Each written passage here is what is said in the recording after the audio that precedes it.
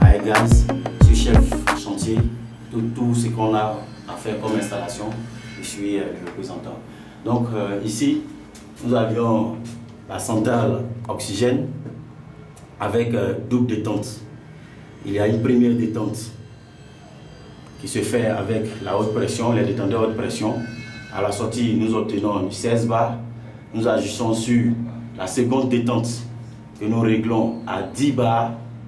Et c'est cette pression qu'on envoie dans le réseau. Sortie de la détente ici, nous arrivons à la VSP, toujours avec une pression de 10 bars. Après la VSP, nous allons tout à l'heure voir les régulateurs seconde détente dans l'allée. Idem pour la centrale de proto. Ici, c'est la centrale protoxyde azote. Et le procédé est pareil. Nous sortons des bouteilles à une pression, une première détente de 16 bars et nous agissons sur le détendeur qui est ici, qui est la seconde détente que nous programmons à 10 bars. Et sorti de là, nous arrivons également à une vanne. Juste après la vanne, nous arrivons au régulateur seconde détente.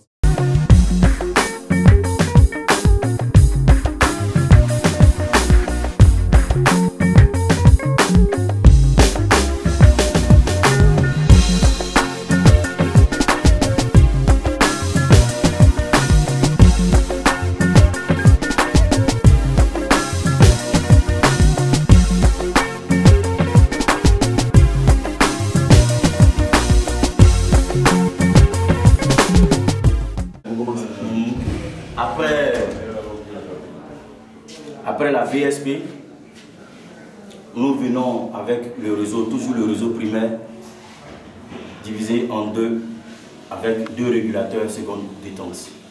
Chaque régulateur au primaire est précédé d'une vanne, que voici. Voilà les deux vannes. Nous avions deux régulateurs là-bas. Un régulateur qui sera chargé d'envoyer la pression au niveau de l'area ici, et un second régulateur qui va en salle de réveil et puis en bloc d'oxygène et puis une prise de protoxyde. Voilà là. Nous avons là les arrivées. Et donc, on a ici un manot qui nous permet de vérifier la pression qu'on envoie aux prises. Voilà. Est-ce que ces pressions-là obéissent ou non? Voilà, nous avons ici les 3,5 bars inclus dans le verre qui prouve que la pression est bonne, c'est la pression des services et qu'on peut l'utiliser. Les alarmes ne déclencheront pas. Voilà. Donc, toutes les arrivées sont les arrivées. 3,5, 3,5, 3,5 bars. Pression d'utilisation.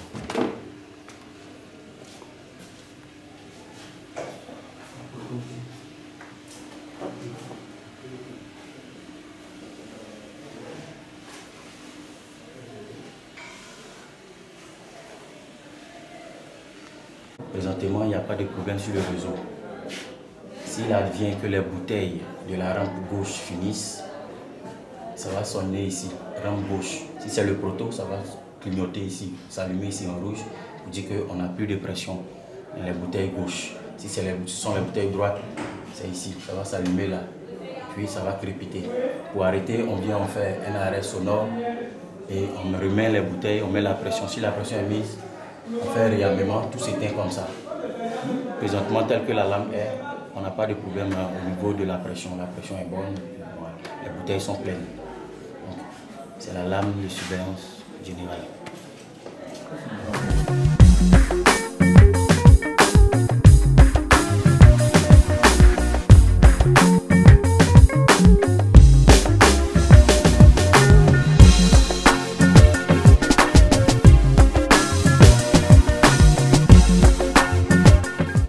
Après le SAMU, oui. On se retrouve à l'hôpital général d'Adjamé. Voilà, nous présentons les locaux Ici, c'est le local de l'oxygène, centrale oxygène, et là, centrale protoxyde d'azote. Donc, nous allons rentrer. Voilà la centrale de l'hôpital général Djamé, une centrale de 10 bouteilles, 2 x 5. Avec une VSP. Nous avions les régulateurs de l'autre côté. Ici, la centrale est secondée par un secours, un réseau secours. En cas de finition, si on n'a plus de bouteilles ici, on peut utiliser le secours en attendant que toutes les bouteilles ici soient changées. Nous avions un secours là, un secours ici, celui d'une vanne.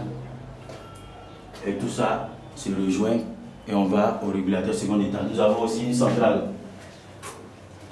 2 x 2 bouteilles de protoxyde d'azote avec également une VSP ici. Voilà. Il faut dire que la centrale d'Adjamé, que ce soit le protoxyde d'azote ou l'oxygène, il y a une légère différence entre la centrale d'ici et celle de SAMU.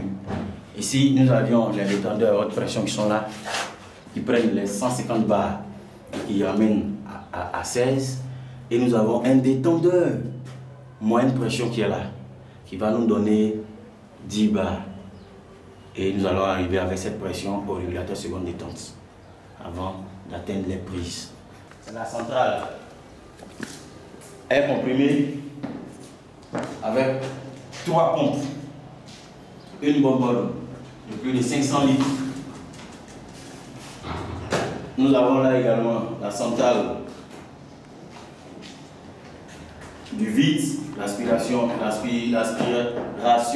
médicale, ou vide médical. La centrale est